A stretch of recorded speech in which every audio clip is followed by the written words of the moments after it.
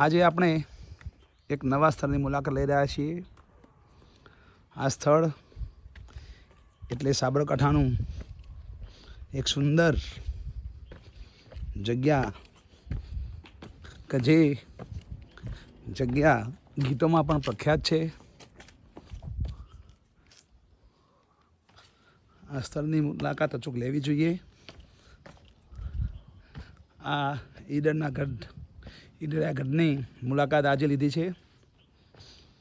આ એક એવું નગર કે જ્યાં વર્ષો પહેલાં સાહિત્ય સંસ્કૃતિની વાત હોય। અહીંયા સામે આપણે આ દૂરથી ઈડર નગર જોઈ રહ્યા છીએ। ઈડર નગરનો આજે એક સારો વિકાસ થઈ રહ્યો છે। ગુજરાત સરકાર દ્વારા ઈડરનો વિકાસ થાય એવો સંકલ્પ લેવામાં આવ્યો છે। હાલના તત્કાલીન ધારાસભ્ય શ્રી રમણભાઈ વોરા દ્વારા પણ આ નગરનો વિકાસ થાય, નગરજનોનો વિકાસ થાય અને ઈડર વિશ્વ લેવલે પ્રસિદ્ધ થાય એના માટે ઘણા બધા કાર્યો કરી રહ્યા છે। આ એક પ્રાચીન મહેલ, જે રાજાનો મહેલ કહેવામાં આવે છે, આજે એની મુલાકાત લઈ રહ્યા છીએ। આ મુલાકાત એક ઇતિહાસનું વસ્તુઓનો ઉજાગર કરવા માટે મારી ચેનલ દ્વારા જે પ્રવાસ કરવામાં આવે છે, એ પ્રવાસનું આ ખાસ એક અદ્ભુત નજારો છે। અહીંયા આપણે આ મહેલ ઉપરથી, આ મહેલનો કિલ્લો રાજાનો, આ મહેલ ઉપરથી આ સુંદર નગરનો નજારો જોઈ રહ્યા છીએ। સુંદર બગીચા, સુંદર મકાનો અને આ સુંદર ઈડર નગર કે જે સાબરકાંઠાનું એક પ્રખ્યાત એવું સ્થાન છે। આ પર્વતમાળા, અરવલ્લીની પર્વતમાળામાં આવેલું છે। અહીંયા હિંગરાજ માતાનું મંદિર, પંચમુખી હનુમાનનું મંદિર અને અન્ય મંદિરો અહીંયા આવેલા છે। આપણે આ મહેલની અંદરનો થોડો ભાગ બતાવી રહ્યો છું આપને। આ મહેલના ઝરૂખાઓ એક સમયે રાજાના સમયમાં પ્રસિદ્ધ હતા। આખી મકાન જેમ આપણા ઘર હળી પડ્યું હોય એવું હળી પડ્યું હતું, પણ આજે સમય સંજોગોએ આ જગ્યાઓ આજે એક પુરાણી સ્થાપત્ય તરીકે આજે આપણે સંગ્રહ કરી રહ્યા છીએ। સરકાર દ્વારા શક્ય હોય તેટલો પ્રયત્ન કરવામાં આવે છે કે ભાઈ આપનું આ પુરાણું સાહિત્ય જેમ સચવાય, એમાં બધી વિરાસતો રાજાઓની સચા કે જે રાજાઓએ આ દેશને અખંડ બનાવવા માટે, સરદાર વલ્લભભાઈ પટેલ કે જેમણે આ દેશને અખંડિત અને મજબૂત ભારત બનાવવા માટે, એક ભારત બનાવવા માટે જે પ્રયત્ન કર્યા, એ પ્રયત્નોમાં આપણે અચૂક એ રાજાઓને યાદ કરવા જોઈએ કે જે રાજાઓએ આપણને પોતાના રજવાડાઓ, પોતાનું રાજ્ય આ દેશને સમર્પિત કર્યું।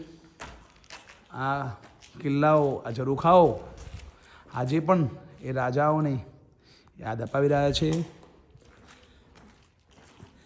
સરદાર વલ્લભભાઈ જ્યારે 1947 15મી ઓગસ્ટ જ્યારે દેશ આઝાદ થયો, ત્યારે એમના મનમાં હતું કે બધા રજવાડાઓ કેવી રીતે માનશે, પણ એમનો દૃઢ સંકલ્પ, એમની દૃઢ મનોબળ કે જેના કારણે એ આજે આપણે અખંડ ભારતના આજે 75 વર્ષ પૂરા કરી 100 વર્ષ પૂરા થવાની તૈયારી પર ચાલી રહ્યા છીએ। હાલના આપણા યશસ્વી વડાપ્રધાન નરેન્દ્ર મોદી સાહેબ અને આપણા ગૃહમંત્રી શ્રી, જે આજે આ રાજ્યની કલ્પના કરી, દેશની કલ્પના કરી રહ્યા છે, ભારત ભૂમિ શ્રેષ્ઠ ભૂમિ, વિશ્વગુરુ બને એવી મનોકામના સાથે પ્રયત્ન કરી રહ્યા છે। એવા સુંદર આ નગરના વિકાસ માટે દરેક નગર, ભારતનું કોઈ પણ નગર એના વિકાસ માટે આપણે આ ઈડરનું સુંદર રમણીય દ્રશ્ય જોઈ રહ્યા છે।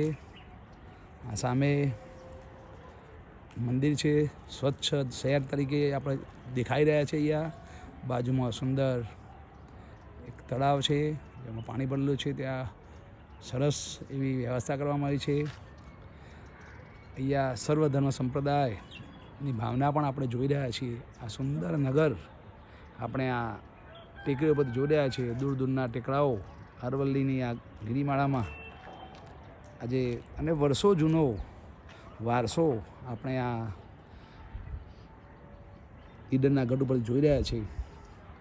આપ સૌને વંદન કે આપ સૌ આ મારી યુટ્યુબ ચેનલ દ્વારા આ જોઈ જરૂર આ જગ્યાએ પધારજો.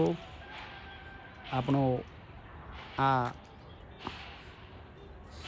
વિરાસતનો વારસો કે જે વારસો વર્ષો સુધી ટકી રહેશે, આપણી ભારતની સંસ્કૃતિ કે જે આજે વિશ્વભરમાં પ્રખ્યાતિ છે. આપણા દેશની વાત કરીએ તો સ્વામી વિવેકાનંદ કે જેમણે આપણા ભારતના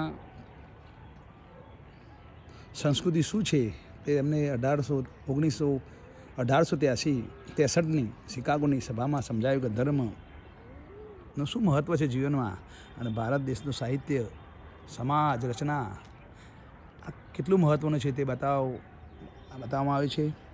તો આપ સૌને નમ્ર વિનંતી કે ચોક્કસ આપ આ દરિયા ગઢ ઉપર પધારજો. આ